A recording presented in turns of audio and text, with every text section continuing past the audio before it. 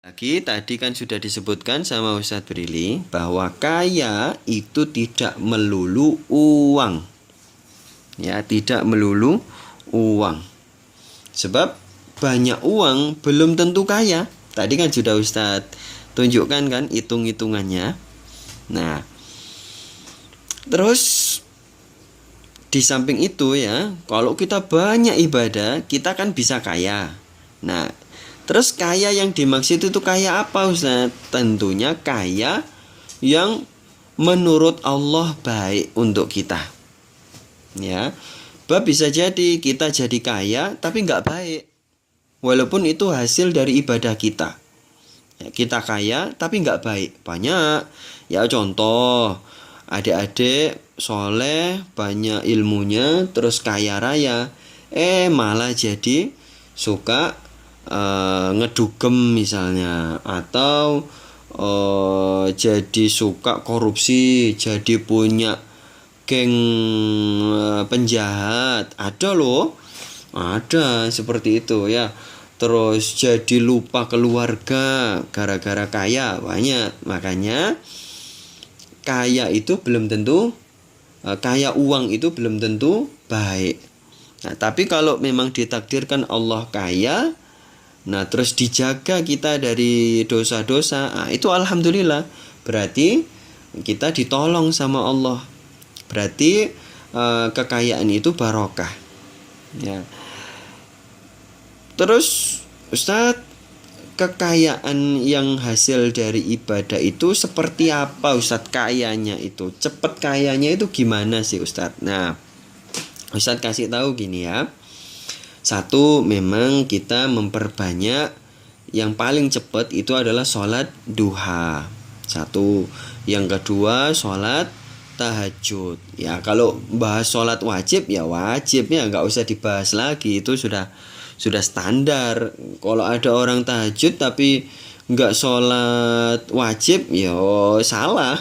Ya nggak bikin kaya. Ya tetap sholat wajibnya, tetap sholat duha, sholat tahajud. Ya itu standar minimal. Terus yang kedua, baca waqiah setiap malam. Ya, atau setelah subuh atau setelah asar. Nah, itu ada dalilnya secara khusus. Ya, terus apalagi Ustadz? Yaitu banyakin sholawat. Ya, sholawat yang ini ya. Ya sholawat lah pokoknya, sholawat apapun. Sholawat apapun. Nah, terus apalagi Ustadz? Banyakin sedekah. Sedekah ilmu, sedekah uang, sedekah tenaga, sedekah doa, dan lain-lain. Banyak macam-macamnya. Dan semua ibadah sebetulnya ya, semua ibadah. Tapi Ustadz, ya kalau misalnya kita sudah banyak ibadah, kok nggak kaya-kaya, itu apa penyebabnya Ustadz? Nah, ini adik-adik perlu tahu bahwa hidup di dunia ini ada plus minus. Ya nggak, ada plus, ada minus. Ada jami', ada mani'. Jami' itu artinya faktor pendorong, mani' itu artinya faktor penghalang. Nah, silakan dicatat jami' dan mani'. Nah, ketika adik-adik misalnya sudah sholat wajib rajin di masjid, sudah sholat sunnah, sudah sholat tahajud, sudah sodaqah, sudah banyakin istighfar, banyakin sholawat, sudah banyak baca waqiah Ustadz, tapi kok nggak kaya-kaya Ustadz? Nah, ini perlu ditelusuri. Ya, perlu ditelusuri. Jangan-jangan ada mani'nya, ada penghalangnya. Nah, kalau tadi ibadah-ibadah itu kan faktor pendorong. Nah, penghalangnya itu apa? Nah, ini adik-adik silakan catat. Hadisnya ini penting banget, mendasar banget. Hadisnya gimana? Pendek. Innal abda la yuhramur rizqa bidzambi yusibuhu. Ya, sudah dicatat? Innal abda la yuhramur rizqa bidzambi yusibuhu. Sesungguhnya seorang hamba itu terhalang dari jatah rizkinya bidzambi, gara-gara dosa yusibuhu yang dia lakukan. Nah, jadi adik-adik sudah melakukan banyak ibadah kok nggak kaya-kaya, berarti dosanya banyak. Ustaz, nggak punya dosa kok, saya soleh banget kok. Nah, belum tentu. Ya, orang soleh belum tentu bersih dosanya. Nah, iya tahu Ustaz, iya banget. Coba kita telusuri ya, kita telusuri sedikit-sedikit. Nanti kita sudah kurang lebih waktunya 45 menit kayaknya ya, atau 40 menit kayaknya ya. Bentar lagi selesai kok. Ini sudah sesi terakhir. Ya, sudah sesi terakhir. Nah, kita telusuri adik-adik, benar nggak bahwa dosa itu tidak harus kita secara langsung lakukan. Ya, begini, siapa tahu adik-adik sudah soleh banget, ternyata punya dosa-dosa yang belum diampuni oleh Allah. Nah, jadi kalau tidak kaya-kaya padahal sudah banyak ibadahnya, siapa tahu adik-adik punya dosa yang belum diampuni oleh Allah. Oke, sudah dicatat ya? Yo, ayo dicatat dulu yang belum nyatat. Sambil ngopi nggak apa-apa, sambil rebahan nggak apa-apa. Yang penting jangan buka medsos. Ya, dicatat dulu. Siapa tahu punya dosa yang belum diampuni. Nah, adik-adik soleh baru 1 bulan, soleh baru 6 bulan, soleh baru 1 tahun. Tapi sudah menuntut kaya, padahal menuntut Allah kasih kekayaan. Padahal 2 tahun yang lalu punya dosa apa ayo? 3 tahun yang lalu punya dosa apa ayo? 4 tahun yang lalu punya dosa apa ayo? 10 tahun yang lalu punya dosa apa ayo? Enggak punya dosa Ustadz. Iya ta. Coba diingat-ingat lagi, ditelusuri lagi. Ya, dosa bentak orang tua, dosa menelantarkan hewan piaraan, ya, dosa memutus silaturahim, ya. Oh, itu manjur banget loh. Memutus silaturahim itu manjur untuk menghalangi jatah rezeki loh. Ya, dosa apa banyak ya? Dosa besar itu ada sekitar 100. Ustadz Brili punya naskah yang belum Ustadz terbitkan, itu isinya 100 dosa sekian. Ya, banyak ya. Nah, itu efektif banget bikin dosa, bikin jatah rezeki kita terhalang. Ya, Ustadz, kayaknya sudah saya taubati deh dosa-dosa yang sudah bertahun-tahun yang lalu. Kok masih belum kaya juga, saya banyak ibadah. Nah, ini perlu satu lagi, yaitu dosa jariyah. Kan ada pahala jariyah, ada dosa jariyah. Dosa jariyah itu maksudnya apa Ustaz? Ya, kita pernah bikin dosa 1 kali, ternyata masih dicatat Allah sedang mengerjakan dosa itu sampai hari ini. Oh, ada tau Ustaz? Ada. Ya, contoh paling ringan apa? Adik-adik nge-share video-video yang buka aurat. Nah, itu di FB itu, aduh ngeri, banyak sekali di FB itu. Suami istri ya, itu bikin konten-konten private gitu, di apa, tapi buka-buka aurat. Ya, itu mengalir terus itu. Walaupun sudah ditaubati Ustadz, masih jalan itu.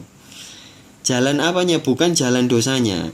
Bisa jadi sudah diampuni Allah. Ya, dosa jariyah itu loh, dosa jariyah kita sudah taubat, diampuni Allah, iya, sudah selesai, tidak dicatat Allah lagi sebagai dosa jariyah. Tapi jangan salah, efek dari dosa itu bisa jadi masih ada. Ya, adik-adik coba saja rasakan. Kalau adik-adik sering sakit, ya padahal sudah soleh, ya itu kemungkinannya dua. Bisa jadi itu adalah ujian atas kesolehan kita. Bisa jadi itu adalah efek dari dosa kita yang dulu-dulu, meskipun sudah kita taubati. Ya, itu masih ada. Ya, makanya orang yang punya track record membunuh orang lain, misalnya adik-adik jangan sampai ya. Ini Ustadz ingetin, jaga emosi betul-betul ya. Zaman sekarang gara-gara kebanyakan nyekrul itu, akhirnya susah nahan emosi, ya enggak. Terus banyak kan kasus-kasus pembunuhan sekarang. Itu ngeri sekali. Jangan semarah apapun kalian, jangan sampai membunuh orang, jangan sampai mendolimi ya. Mending kalian kalau marah mecahin kaca kayak apa ya, yang memang kalau nggak bisa nahan banget loh ya, nonjokin sasak tinju misalnya, tonjokin aja nggak apa-apa kalau memang marah ya.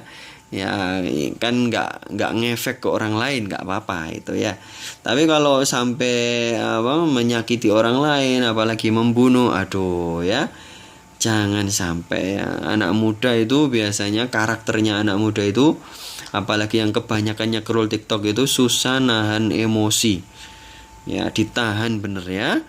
Nah tadi nyampe mana tadi, kok bisa lari ke situ? Intinya kalau pernah sampai membunuh orang ya, walaupun sudah ditaubati, itu efeknya masih terus berlanjut ya, entah itu berupa sakit apa. Makanya adik-adik ya, dulu ini Ustadz inget banget, sekitar 8 tahun yang lalu itu Ustadz Brili pernah debat di Facebook ya. Zaman dulu Facebook itu masih sesuatu yang istimewa ya. Ada seorang santri yang menertawakan Ustadz Brili ya, karena apa? Dia bilang begini, saya pengen menikah dengan mantan pelacur, katanya dia begitu. Saya pengen menikah dengan mantan pelacur. Loh kenapa? Loh cari istri yang bener-bener kan ya nggak apa-apa kan, malah bagus. Loh enggak, dengan kita menikahi mantan pelacur berarti menyelamatkan dia dari kebiasaan melacurnya. Dari apa? Kalau adik-adik bilang pelacur itu sekarang apa sih? Open BO ya. Open BO. Ya, adik-adik ini hati-hati loh, jangan sampai tergoda sama Open BO. Ya, jangan sampai nginstal aplikasi hijau. Ayo, di HP-nya kalau ada aplikasi hijau, ayo nanti siap-siap banyak efek negatifnya. Ya, nah itu dulu itu begitu. Saya pengen menikah sama mantan pelacur, kata orang debat santri itu, padahal ngakunya sih Ustadz Billy juga nggak pernah ketemu, ngakunya santri. Lah, ini Ustadz kasih tahu adik-adik ya, cari jodoh itu yang orang baik ya. Jangan cari jodoh mantan ahli maksiat. Ya, meskipun boleh menikah dengan ahli maksiat, itu boleh, yang sudah bertaubat ya. Boleh, tetap sah pernikahannya. Tapi adik-adik harus siap dengan efek negatif dari dosanya. Ya. Kalau menikah dengan mantan pelacur, mantan penjudi, mantan pembunuh, mantan koruptor, mantan apa lagi? Mantan tukang selingkuh, mantan apa lagi? Dosa-dosa zaman sekarang itu apa sih? Mantan judol ya. Walaupun sudah bertaubat, efek negatifnya itu masih ada. Mantan pemabuk, mantan narkoboy, ya, itu efek negatifnya masih ada. Apa misalnya kalau mantan pelacur ya, biasanya itu ya banyak penyakit kelaminnya. Nanti di kandungannya itu nggak sehat. Terus yang mantan pemabuk misalnya ginjalnya itu rusak. Lah kan rusak-rusaknya dia sendiri Ustadz. Jangan salah, kalau adik-adik punya keluarga yang mantan ahli maksiat, itu mau tidak mau kita kena dampaknya juga. Ya, kena dampaknya juga. Entah itu kita harus nolong dia, kita harus bantu keuangan dia, kan kita malah repot juga kan. Nah, kenapa tidak cari amannya saja hidup ini? Cari pasangan yang bersih masa lalunya, tidak ahli maksiat, tidak pernah berbuat dosa besar, enak hidup kita. Nah, itu ya. Terima kasih banyak.